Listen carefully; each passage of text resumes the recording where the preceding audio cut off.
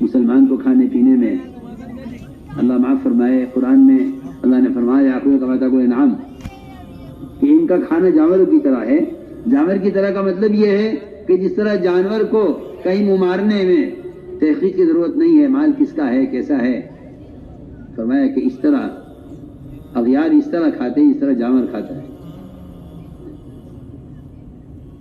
اس لیے آج کل غذا کی طرف کوئی توجہ نہیں ہے۔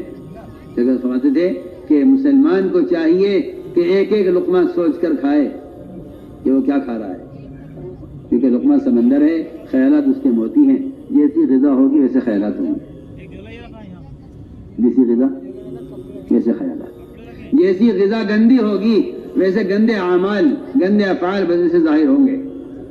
اس کی آنکھ نامحرم کو اس لیے دیکھے گی کہ اس کی آنکھ کی باریک رگوں میں حرام کا خون دوڑ رہا ہے، یہ نہ چاہتے ہوئے بھی نامحرم سے نظر نہیں پھیر سکتا، یہ نہیں چاہتا کہ دیکھے، مگر اس کی آنکھ اسے بے قابو ہے، کیونکہ جب اندر خون حرام کا دوڑتا ہے تو پھر اعضاء حرام کام کرنے کے لیے اسے بے قابو ہو جاتے ہیں۔ سیدھی بات ہے، اس کا علم کہتا ہے حرام ہے، اس کے اعضاء کہتے ہیں کہ نہیں کرنا ہے۔ اس لیے فرمایا کہ لقمہ سمندر ہے، خیال کے موتی ہیں، اور حکم دیا ہے کہ اگر تم اپنے جسم سے نیک اعمال ظاہر کرنا چاہتے ہو تو تمہیں چاہیے کہ اپنی غذا پر نظر رکھو۔ انبیاء کو بھی اسی کا حکم ہے، عام مسلمانوں کو بھی اسی کا حکم ہے۔ یا ایھا الذین آمنوا کلوا من طیبات ما رزقناکم،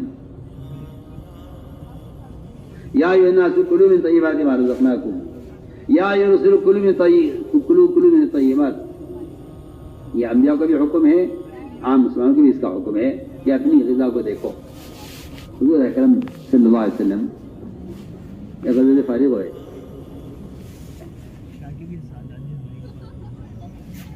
ایک عورت نے آپ کے چہرے میں بھوک کے آثار محسوس کیے،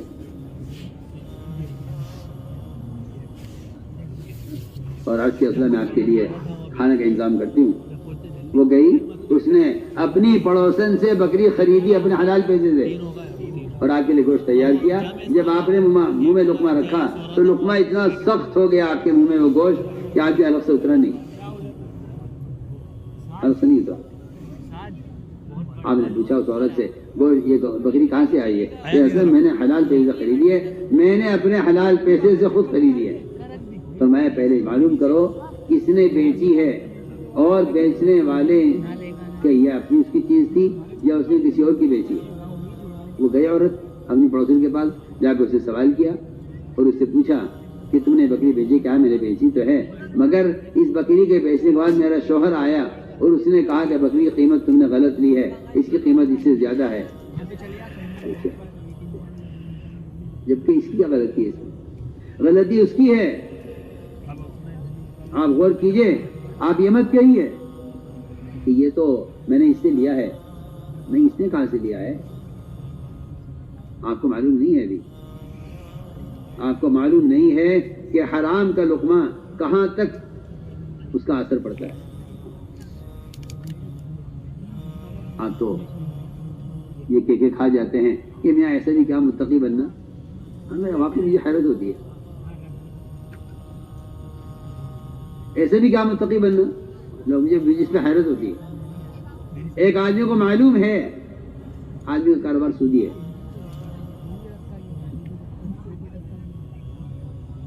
معلوم ہے، سب خبر ہے،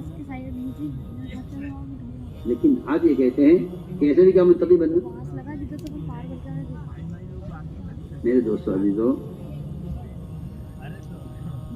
ابوبکر صدیق رضی اللہ عنہ فرمایا کرتے تھے کہ اپنے غلاموں کی آمدنی کی تحقیق کیا کرو کہ کہاں سے کما کے لائے، اور ان کا اپنا غلام کہانت کی آمدنی رہ گئی تھی، کہانت کیا کرتے تھے، اس کی جو ہے کہانت کرنے کی مزدوری ملتی تھی۔ کہانت کا مطلب یہ ہے کہ نجومیوں سے خبریں سن کر آ کے بتانا،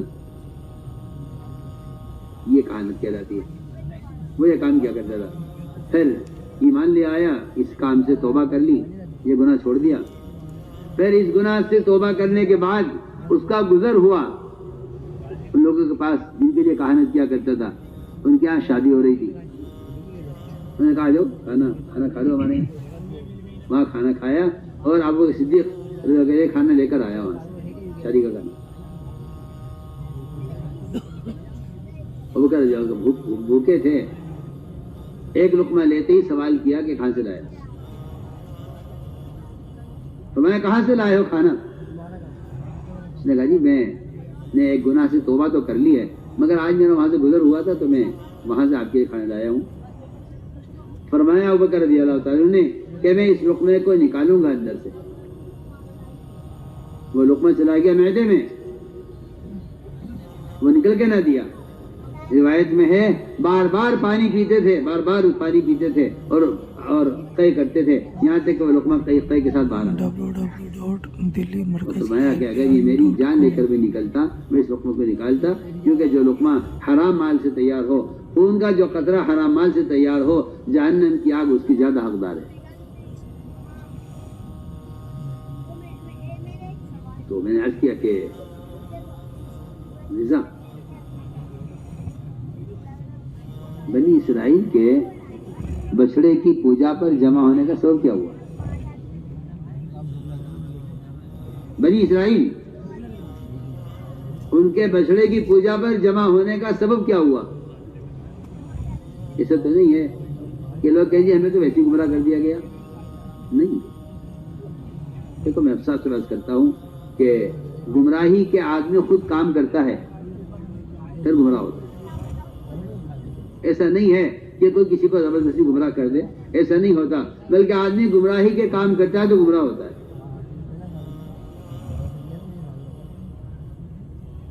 ہوا یہ کہ بنی اسرائیل میں ایک شادی تھی,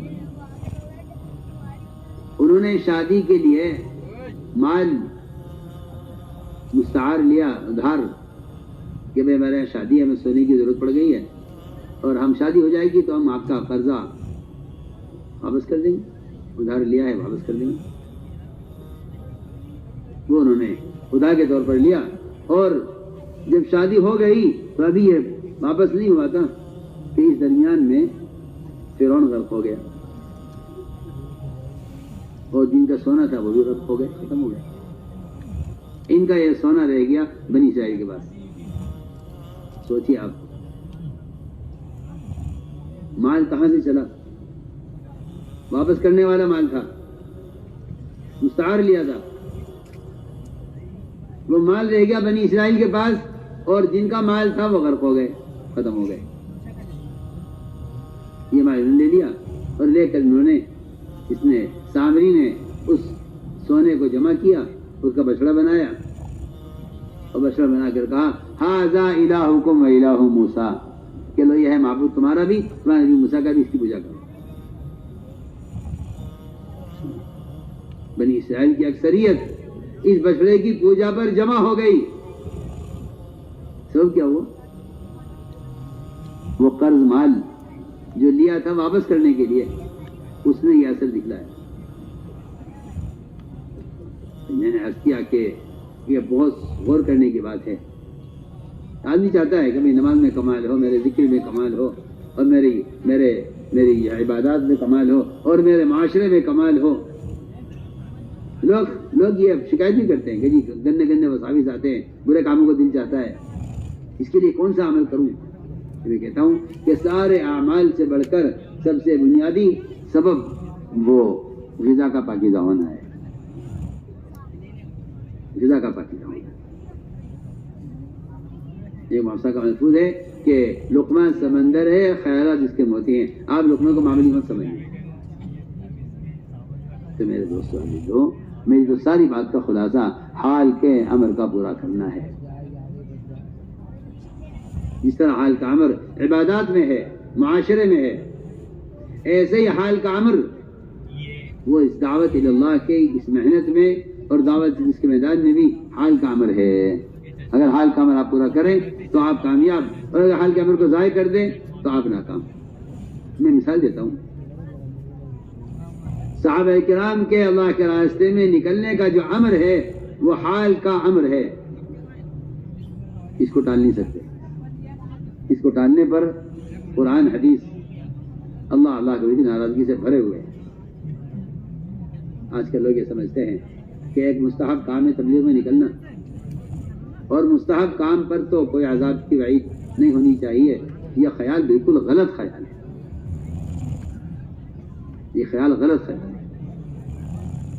یہ خیال بالکل بے بنیاد خیال ہے. اس لیے کہ اللہ کے راستے میں نکلنے کا اللہ کا امر ہے، اور وہ امر اس لیے ہے تاکہ دین دنیا میں قائم رہے.